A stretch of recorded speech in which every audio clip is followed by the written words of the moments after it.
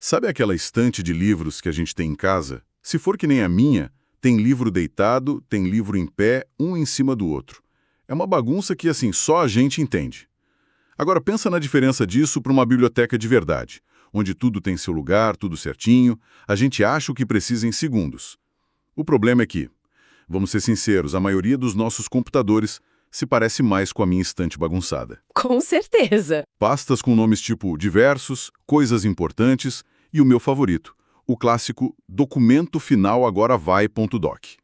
É um caos, um verdadeiro caos digital. E é um caos que custa caro. E hoje, a gente tem em mãos um material que é praticamente um manual de instruções para transformar essa estante bagunçada numa biblioteca que funciona de verdade. É um manual de nomenclatura de arquivos e diretórios digitais, criado pela Procuradoria-Geral do município de Novo Hamburgo, lá no Rio Grande do Sul. Exato.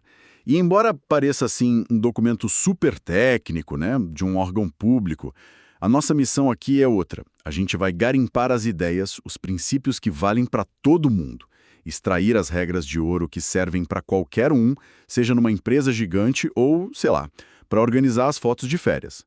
É um estudo de caso fascinante sobre como colocar ordem na informação. E a necessidade dessa ordem é mais urgente do que parece. O próprio manual já deixa isso muito claro.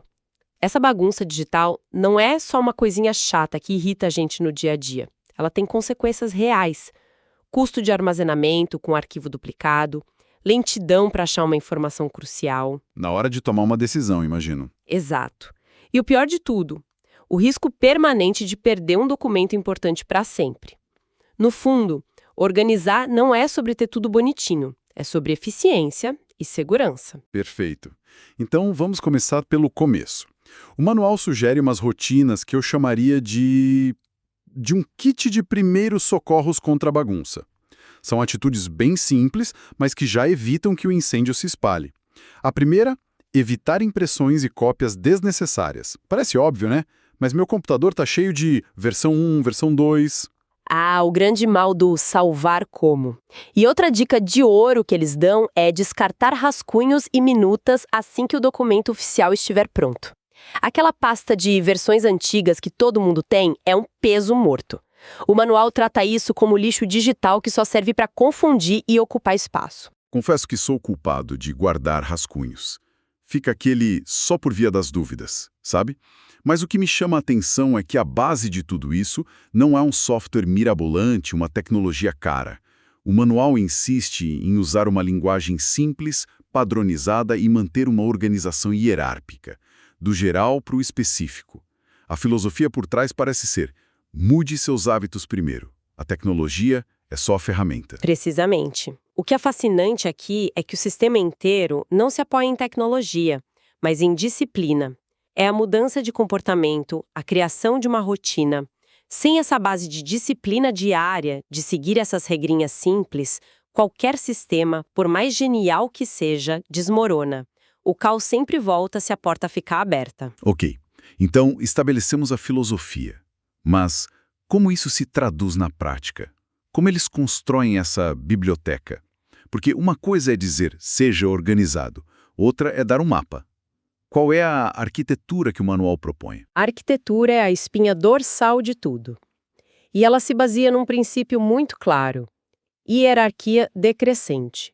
Sempre do mais amplo para o mais específico. Pensa em grandes gavetas, depois pastas dentro das gavetas e por aí vai. O nível 1, que é a gaveta maior, é o que eles chamam de unidade institucional. Basicamente é responder à pergunta: quem é o dono desse conjunto de arquivos?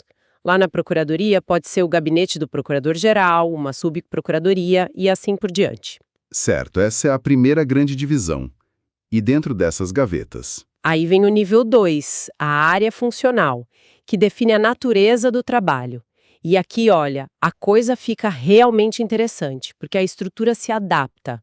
As principais áreas são consultivo, contencioso, gestão e modelos. É aqui que o sistema mostra a sua inteligência. Peraí, então a forma de organizar as pastas muda dependendo do tipo de trabalho?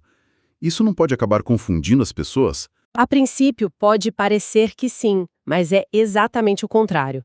É o reconhecimento de que lógicas diferentes exigem organizações diferentes. A principal divisão estratégica é entre a área consultiva e a contenciosa.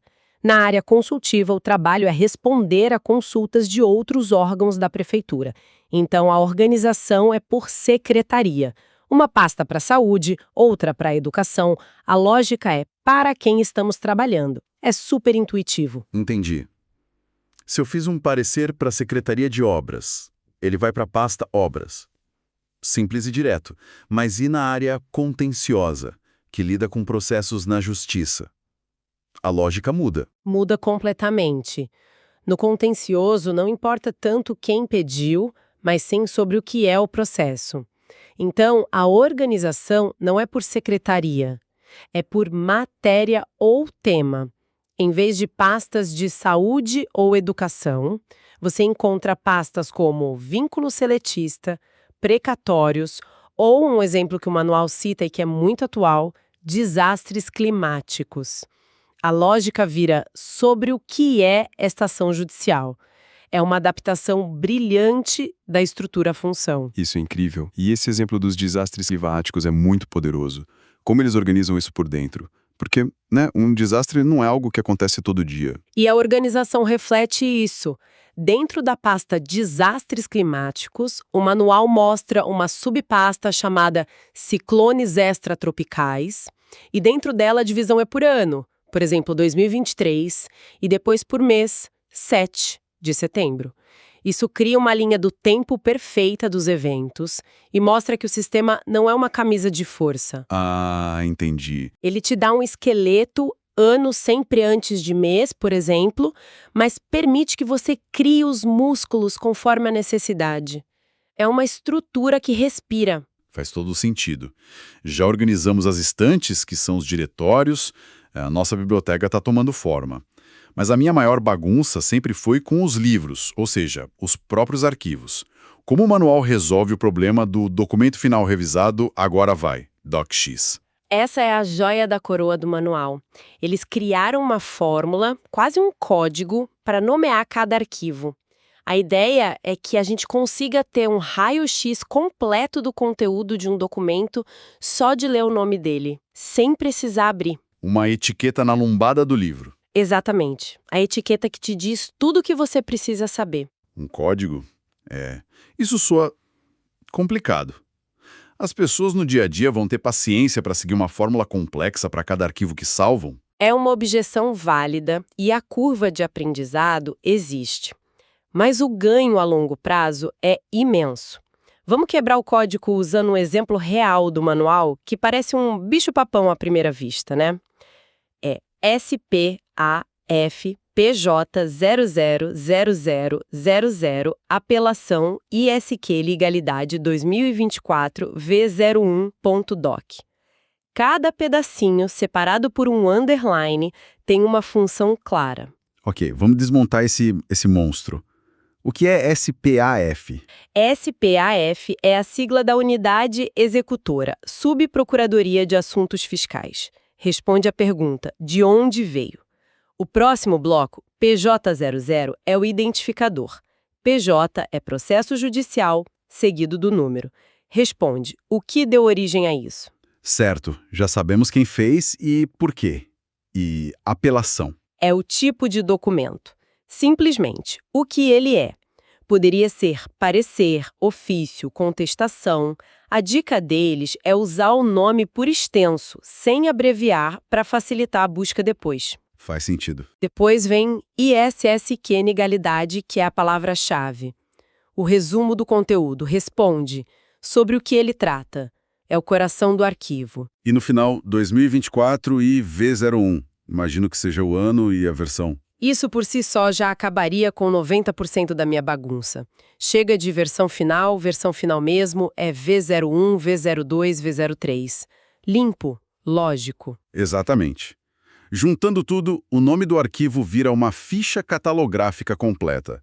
A gente sabe quem fez, por que fez, o que é, sobre o que é, quando foi feito e qual a versão. A objeção da complexidade é real. Mas Pensa no tempo que você economiza ao não precisar abrir 5 arquivos diferentes para achar o certo. E tão importante quanto saber o que fazer é saber o que não fazer. O manual também tem uma lista de proibições, certo? Sim, e elas são cruciais. Primeira, nada de caracteres especiais como i comercial, cerquilha, cifrão. Eles podem quebrar sistemas ou buscas. Segunda, e essa dói um pouco para gente que escreve em português, nada de acentos ou C. Ah, isso é difícil de acostumar. É apelação e não apelação. Isso garante compatibilidade universal, já que muitos sistemas e servidores ainda sofrem com esses caracteres. E tem uma terceira proibição que eu achei genial. A eliminação das stop words. Essa é a mais sutil e a mais poderosa. Stop words são aquelas palavrinhas de ligação, artigos, preposições de, para, em, ou, a. O manual proíbe o uso.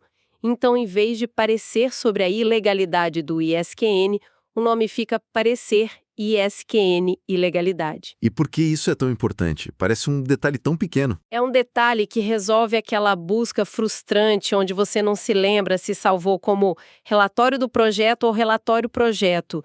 Ao remover essas palavras, você elimina a ambiguidade. Os nomes ficam mais curtos, diretos e principalmente muito mais eficientes para os sistemas de busca automáticos. É uma pequena mudança que elimina uma dor de cabeça enorme. Ok, o sistema é robusto, a filosofia, a arquitetura, o código de nomenclatura, tudo se encaixa.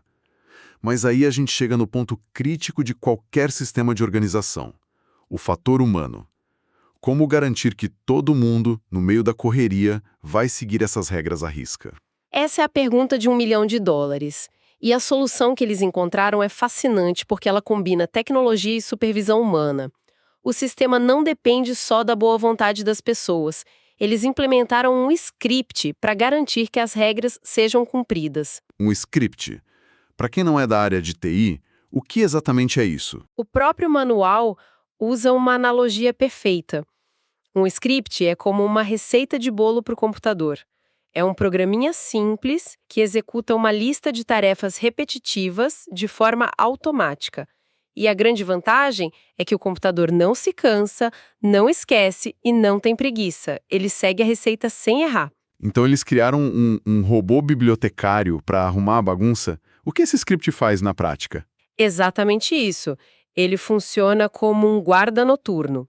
Periodicamente, ele varre todos os diretórios da rede e ele fica procurando por arquivos infratores, ou seja, aqueles que não seguem o padrão de nomenclatura que a gente acabou de discutir. E quando ele acha um arquivo chamado relatório-importante.docx, o que acontece?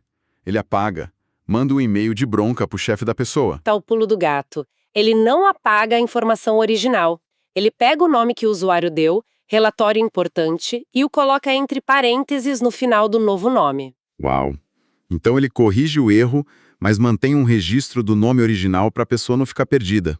Precisamente, ele corrige a bagunça sem criar pânico. A pessoa ainda consegue achar o arquivo buscando pelo nome que ela lembra, mas ao mesmo tempo ela vê o padrão correto e aprende para a próxima vez. É uma correção que também é um treinamento contínuo. Mas a tecnologia sozinha não faz milagre. E se o script não conseguir entender um arquivo? O manual prevê alguma supervisão humana nisso? Sim, e essa é a chave da robustez do sistema. A automação cuida do trabalho pesado, mas a inteligência humana finaliza o processo. Eles estabeleceram 2 rotinas de auditoria. A primeira é uma auditoria interna, semanal, feita pelo próprio grupo de trabalho. Eles fazem uma checagem rápida para ver se está tudo nos trilhos. E a segunda? A segunda é uma auditoria externa semestral. Profissionais arquivistas são chamados para fazer uma análise mais profunda, uma subprocuradoria por vez. Então você tem um robô bibliotecário trabalhando 24/7, Certo. a equipe interna dando uma olhada toda semana e um especialista fazendo um pente fino a cada 6 meses.